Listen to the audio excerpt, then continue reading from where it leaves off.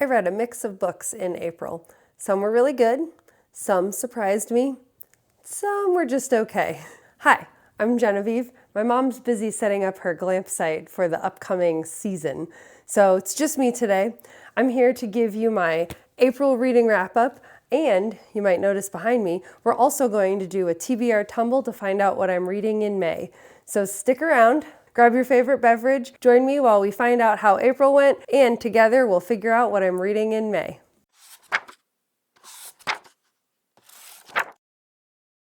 I'm standing up because I want to do this quick. I figure standing might make it go faster.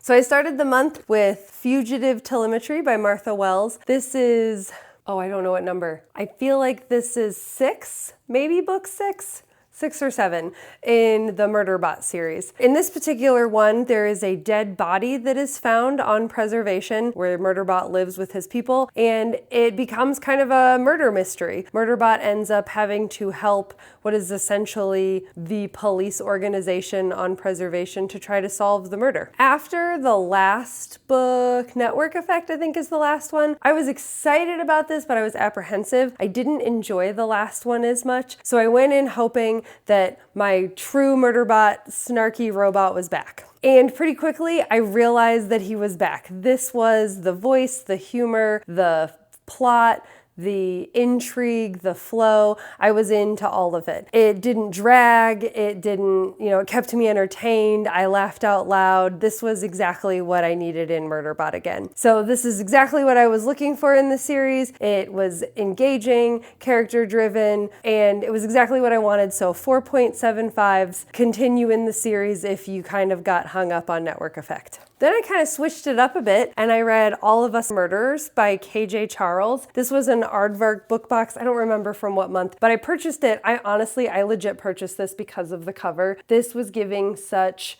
like Hardy Boys, Nancy Drew, old school cover vibes that I had to get it. So we've got our main character, Zeb, who I kind of envision as this guy right here. He has a longer name than Zeb, but Zeb is what he goes by in the book. He is invited to this old manor by an uncle, like an uncle relative that he's met, but not very often. And he's in a place where he kind of wants to get away. He just lost his job. He has a very contentious relationship with his family. So he figures, I'm gonna go and connect with this other family member and relax. But he shows up and quickly realizes that's not what he's in for. His entire family is also at this manor house, and they're there because this weird uncle, who the host, wants to try to make some specifications about who is going to inherit the manor. And Zeb wants nothing to do with it. It also turns out that his ex is there, which just adds a whole other layer of things. And pretty soon, things start to devolve and fall apart very quickly. This did, in fact, feel like picking up a classic mystery. Think more Agatha Christie classic, but definitely with some more a modern lens to it. So there was an LGBTQ relationship, there was a lot less misogyny, or I should say the misogyny was addressed for the horrible thing that it is. About halfway through, I was like, okay, this is giving Agatha Christie vibes, but with much more modern day elements, so it was a lot more enjoyable for me to read. I ended up enjoying it by the end. It didn't blow me away. It's a solid, interesting mystery with a modern twist. It didn't surprise me or anything like that. There were some choices that characters made that made me want to strangle them and say, like, why are you still here? Why are you letting this happen? But sometimes you have to suspend your disbelief in those types of books. So I gave this a 3.75 stars. It was good, just not unforgettable. I also hit up the library this month, and the first one that I ended up reading was Salt Crop by Yumi Kitase. I believe is how you say it. This is a not quite post-apocalyptic, I would say it's a post-climate disaster world. There are 3 sisters. One of them has moved away to the big city, but the 2 sisters that are at home taking care of their grandma have found out that their sister is missing. And so they both step outside of their comfort zone to go on an adventure to find her. Through their adventure, you find out about how the climate disasters have impacted the world. I would say the climate change aspect isn't necessarily a huge part of the book. It is more about the sisters finding themselves, but they do end up in a location that is like a major agricultural corporation. So there's a little bit of that like Monsanto company kind of vibe to it. The climate issues are definitely in an undercurrent throughout the entire plot, but I wouldn't say it is the main plot of the story. The main plot of the story is about these two sisters trying to find their missing sister. I went into this thinking it was going to be very climate focused, very dystopian, a little on the darker side. What surprised me was that it was actually much more about family and family dynamics. While I don't have any sisters, I can't really relate to the sisterhood dynamic. I can relate to the issues related to communicating with family members. You say one thing, they interpret it a different way, making choices about your life based on your family, deciding not to move certain places because you feel like it's your responsibility to take care of something. That is an example in the book. Thinking about the life choices that you make as a result of how it might impact your family. So I can relate to that. And so by the end, I could feel the tension between the sisters, between this miscommunication and life choices. I could also feel how they were becoming themselves and figuring out who they are as a result of this journey. I ended up giving this 4.25 stars. It was really thoughtful and quite impactful. I do think about aspects of this book still. So my next library pickup I was really excited about, The Compound by, this is a very Irish name, Aisling Rawle, I think is how you say her name. Please forgive me if I'm mispronouncing it. This is a psychological thriller, for lack of a better description. It takes place in a reality show. It is a reality show that would never actually happen in the real world that I'm aware of, where people go to this house and they can get anything they want, essentially, but they have to complete challenges to do so. They are trying to persuade someone of the other sex to be interested in them because that's one of the only ways of staying in the house. They have to embarrass themselves. They have to hurt other people, not physically necessarily, but like emotionally hurt other people. They have to tell embarrassing things about themselves in order to get this stuff. So essentially, this becomes a really like disturbing social experiment about how far somebody will go for stuff. I picked this book up because I loved the idea of this kind of psychological social experiment. I don't really watch a lot of reality shows, mostly because I'm really bad about regularly watching a show, and reality shows are one of those shows that you have to regularly watch.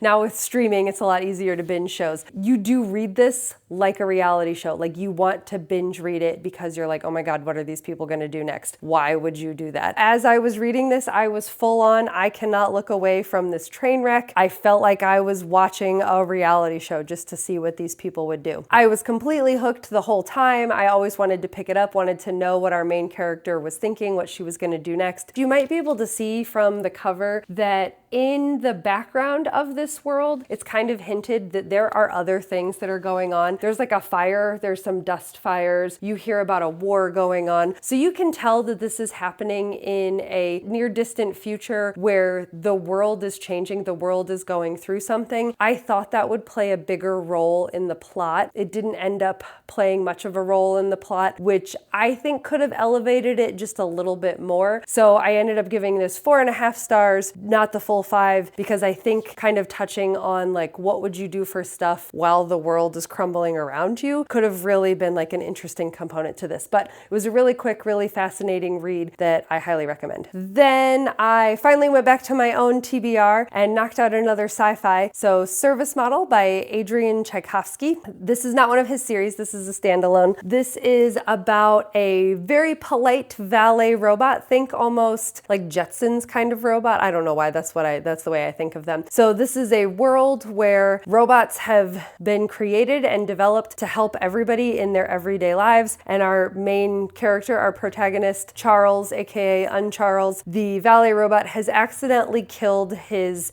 master and ends up going on an adventure. I don't know if adventure is the right word. He ends up going on a series of tasks to try to figure out why, and ends up finding a lot about the world around him. So I picked this up expecting kind of a quirky, little, slightly philosophical story, something maybe a little light, not as heavy as some of Tchaikovsky's other stuff, at least in my head, what I think his other stuff is like. This is my first one by him that I've read. I thought it would have some like deeper ideas about robot-human dynamics, but with like kind of a fun twist on it. And that was exactly what I got. I was chuckling, but I was also thinking deeply about the relationship between how humans program and make robots, and then in this world, the robots are almost like, I don't want to say anti-AI. They do what they are programmed to do. They are not programmed to go beyond their programming, which becomes a huge component of the book. At about like the 70% mark, I did start to feel like it was getting kind of repetitive. The entire logic speak of the robots, the way that they would communicate with each other, kind of started to drag a little bit. And I was like, okay, come on, I get the idea. Things started to feel a little cyclical and I wanted them to wrap up. But I do think the overall idea, the goal, the message that Tchaikovsky's trying to get at is really important. I could see reading this with a book club and having some really interesting conversations about human choice and social interactions with each other and what happens when we kind of give those away or let those go. I almost never say this. I think this would have worked better for me personally if it had been a novella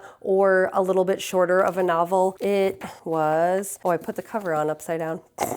I apparently didn't pay attention. So it was about 370 pages. I probably could have done with about 100 less pages. It got a little repetitive, and I think it would have been a little tighter, a little cleaner with, maybe more than 200, maybe more than novella, but there were some parts that I was just like, okay, I don't know that we need this. I think we could have tightened this up a bit. But I gave it 3.75, probably somewhere between 3.75 and 4 stars. I think I rounded up on Goodreads. So it was cute, a little clever, but like I said, a little too long. And then the last book I read, I do have, but it's downstairs, and I'm sick of going up and downstairs, so I'm not gonna go get it. I also read Seasons of Glass and Iron by Amal El-Motar. This is a short story collection by the same author of The River Has Roots, which I read last year. It's not just a short story collection. There's also some poems, and some of them, I don't even know that you would call them short stories. There's probably a word for them that I don't know. They weren't poems and they weren't short stories. They were way shorter than short stories, but they weren't written in verse like poems. So I don't know what you call the thing in between. So because I had read The River Have Roots, and at the end of The River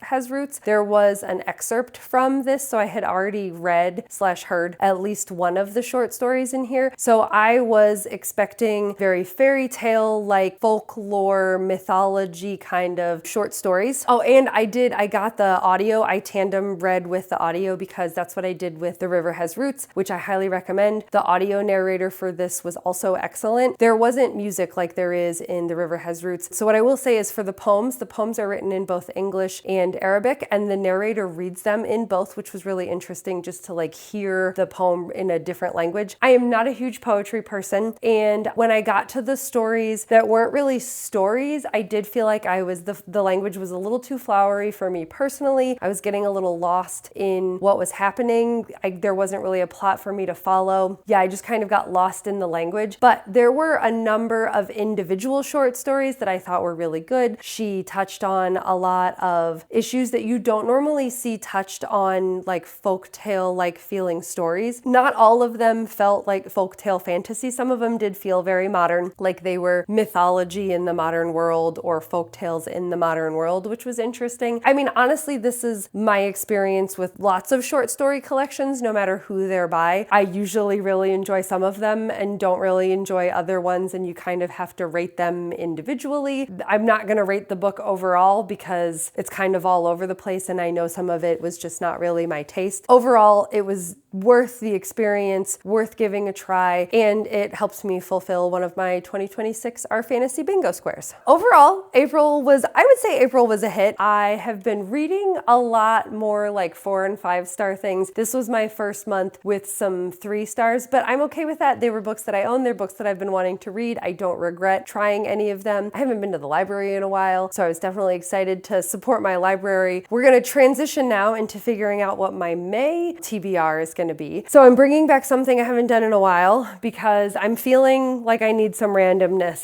There is one book that I definitely want to read, and then I haven't yet established what book I'm going to read for my read down my TBR for the month of May. I'm going to do a focus focus on all of my book box subscriptions, but I kind of am feeling like I want some randomness in my TBR. So we're gonna bring back the TBR Tumble. So what I do for TBR Tumble, I have a handy dandy Plinko board here from a board game that we have, and on the bottom, there's supposed to be 7 prizes, and they correspond with like the 7 slots that you go to. So what I do is I have these different cards that I randomly put in these 7 spots, and then these different cards kind of determine how I'm gonna pick the book. I have what I call the everything else jar.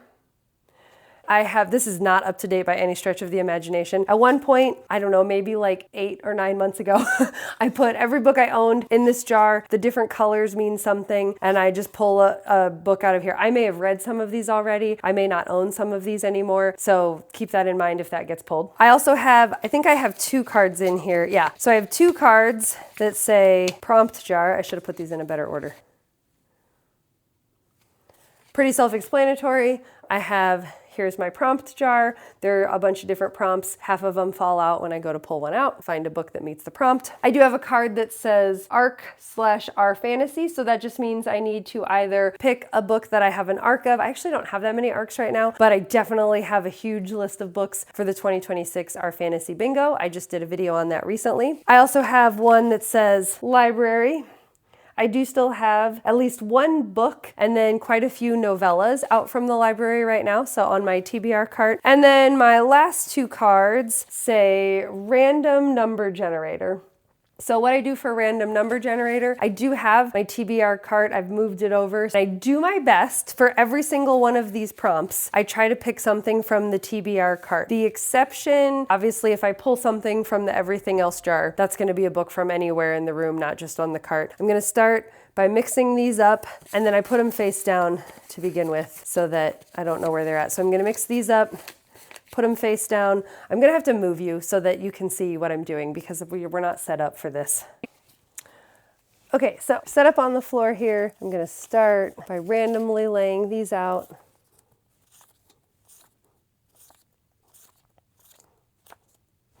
So I have my cards laid out. I might angle you up and down so you can kind of see the TBR tumble part really quick. I'm leaning towards 5 chips, but I might end up doing 7 drops because I know that I'm not gonna read. I typically read like 6 books max. I already know there's 1 book I definitely want to try to get on the TBR. I'm reading it no matter what, but we'll see if I can pull it from a prompt. Then I have my read down my May TBR book, which is definitely gonna get read this month. So I don't know that I'm gonna need more than 5, but I might drop a couple more times and then consider it a pool of books to pull from should I want to like mix things up. So we'll see how I'm feeling as we're playing. We'll see what variety we get. So for my first drop,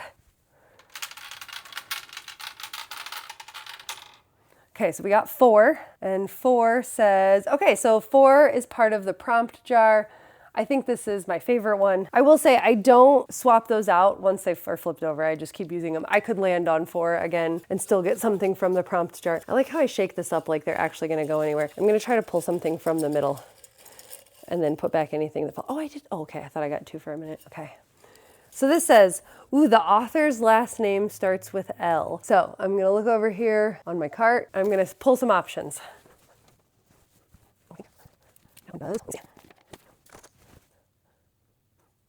It's nice because the author's names are like on top. Looking very carefully, where's not really any. So I only had 2 options. This is Jade War. This is the second one in the Greenbone saga. Jade War is by Fonda Lee, and then Aftertaste is by Daria Lavelle. I think, first off, I'm not quite ready for this doozy, and second off, this is a library book, and I know that my mom is reading it, and I told her that I would try to read it with her. I'm gonna put Aftertaste on my TBR. Now for drop number 2.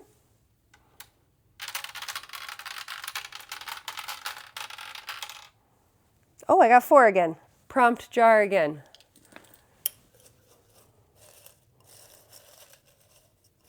All right, let's see here. Ooh, you'd recommend to your mom or dad. Oh, actually, no, I know exactly what. This is perfect. It's funny how I don't think of anything until I actually look. Right off the bat, I'm not even gonna look at anything else. This I would, well, I have recommended it to my mom actually, but so This Inevitable Ruin by Matt Dinniman. This is book number 7 in the Dungeon Crawler Carl series. It's the last one that I own. The new one is coming out this month, I think, later this month actually. And I've been plugging away at them. I have recommended this to my mom, the audio specifically, but I really think my dad would get a kick out of this book. So Dad, if you're watching, you should check out Dungeon Crawler Carl. I'm gonna add this one to my TBR. This was one that I wanted to get on my TBR anyway. Drop number 3. Let's see if we get something besides 4. Oh, I thought we were gonna get 4 again. Okay, so this time we got 3. Let's see what 3 is.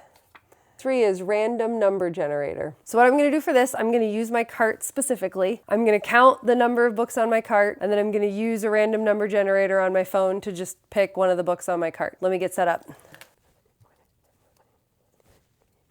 So I counted, I have 34 books on this cart. I recently found out that you should not use Google as a random number generator because it's not really random. I'm gonna use the spinning a wheel random number generator. Okay, so I have 34. I'll do it here too.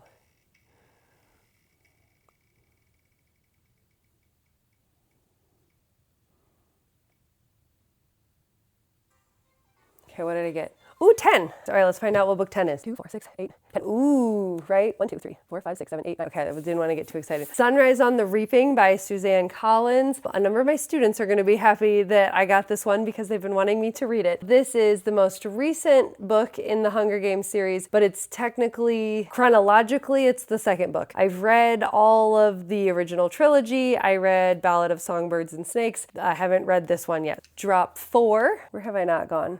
I'll just go here. Like it matters. Okay, ooh, 5. I haven't gotten that one yet. Oh, 5. 5's the prompt jar again. I see why people just do prompt jars sometimes. Okay, we're gonna go with this one. Okay. Ooh, with a title that is 2 words or less. I like that it says or less. Okay, let me see what I got.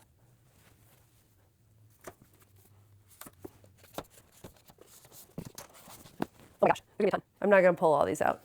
Right away, I know there's gonna be a ton. I've got Malibu Rising, I've got Swordcatcher, The Devils, Leviathan Wakes, Equal Rights, Female Fantasy, Jade Worrigan, Catabasis, Local Heavens, Lucky Day, Slewfoot. Slewfoot's one word. Let me see what I got. So I have a sci-fi fantasy, a lit fic, a YA fantasy. Oh, I almost wish I knew what my next drop was gonna be. Let's do, could go with, my gosh, this is so tough. This is why I don't like having choices because I'm bad at choosing. I'm torn. There's 2 I'm torn between, which are very different. I'm torn between Malibu Rising and Catabasis. Here's why. I recently just read this, part of this, as my reading down my spring break cleaning my TBR, my read down my April TBR video, and I actually really enjoyed it. So part of me is still thinking about this, and I kind of think I should just read it while I'm thinking about it. And then this is another one I keep wanting to read. I read Babel not that long ago. I know this has mixed results, and I want to know what the hype is. I think I'm going to do Malibu Rising though, because I have put off reading this for so long, and it has piqued my interest recently. So I feel like I should read it while I'm still interested. So I'm going to add Malibu Rising to the TBR. Okay, so this is drop 5. We'll see if I do more.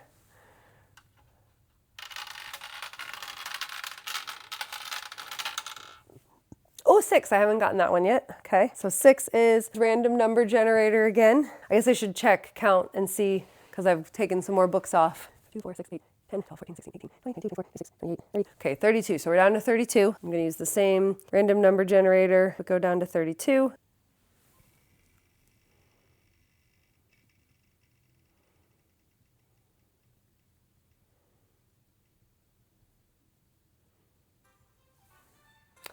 $13. We're getting low numbers. So 9. Ooh, I'm excited. Okay, let me check. 1, 2, 3, 4, 5, 6, 7, 8, 9.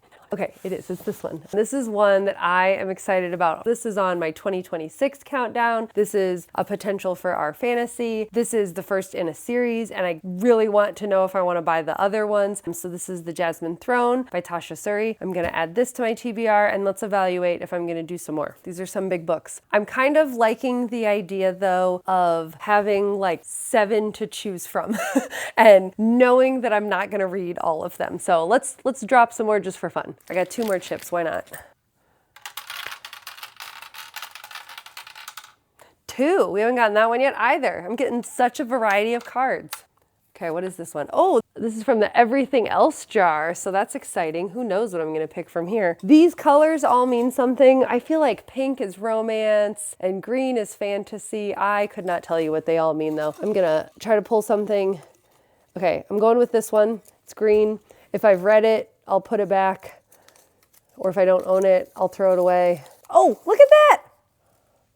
Look at what I got. I have not read this and I've been wanting to read it. So I got Catabasis or Catabasis by R.F. Kuang. This is perfect. I was hemming and hawing about pulling that one before. We get to put it on the TBR anyway. So we're gonna add this to the TBR anyway. That was good. I'm glad I did that. Let's do our last drop and then I'll tell you about all of them. I'm going by the O. I feel like if I put it over the O, it's gonna be lucky.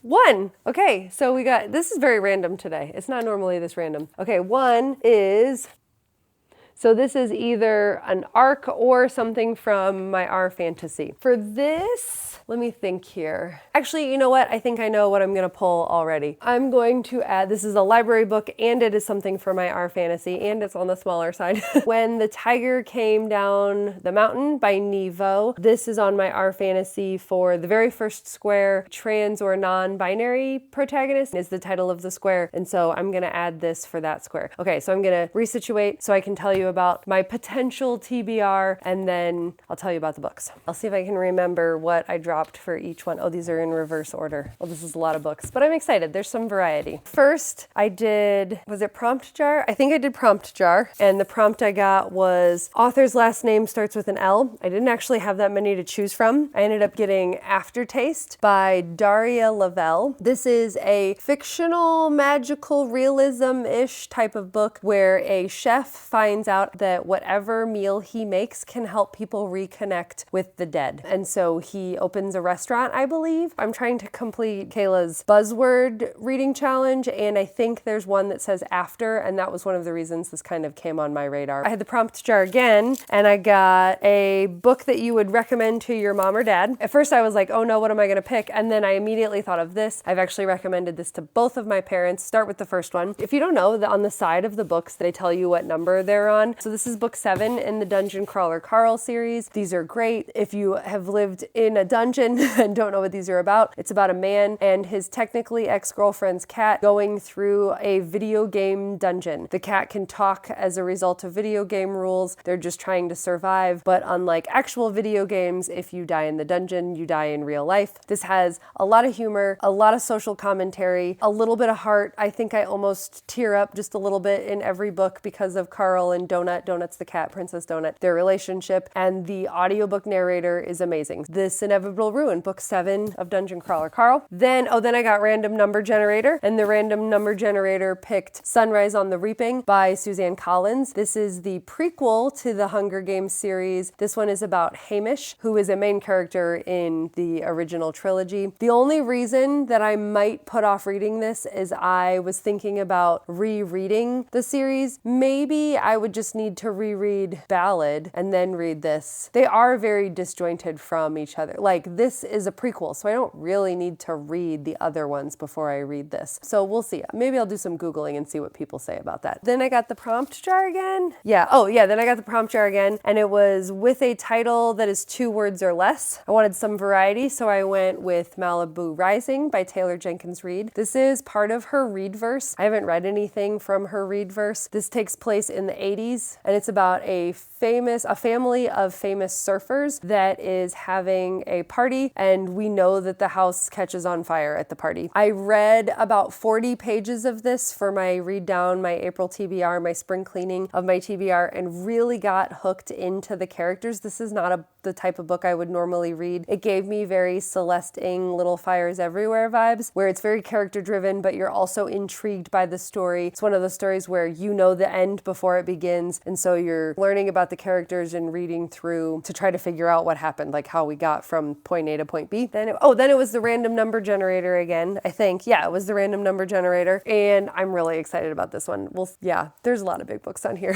So The Jasmine Throne by Tasha Suri. This is the first in the Burning Kingdoms trilogy. I know a little bit about it. I know that it's a world where women have magic. We have a princess who is essentially going to be sacrificed, and she's like, heck no, I'm not going to be sacrificed. And so she kind of starts to rebel. This is a very like vengeance. I think there's a sapphic relationship in here, magic turbulence. It's set in India, which is not an area where you read a lot of like magic, like fantasy books from. And so I'm excited to have a go at this. It's also a really nice floppy book. I know that I'm gonna like this and want to buy the other ones, but I'm not buying the other ones until I try this. Then I pulled another one that I wanted.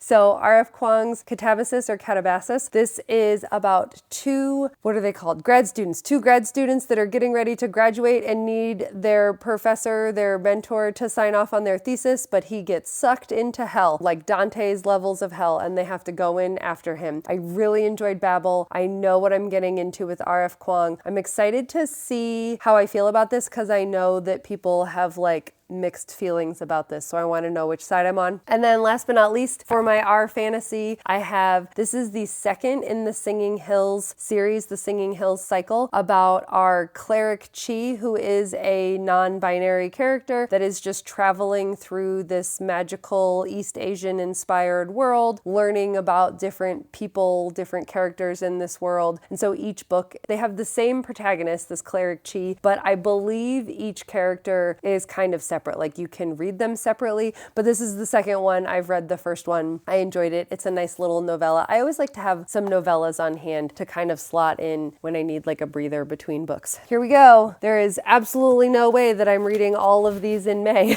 but I at least have some really good ones to choose from. I had quite the mix for April. I'm really excited to see how my May turns out. I'm excited about this TBR. Some of these I think are definitely going to get added. I'm going to be up really late reading a lot of these, I think.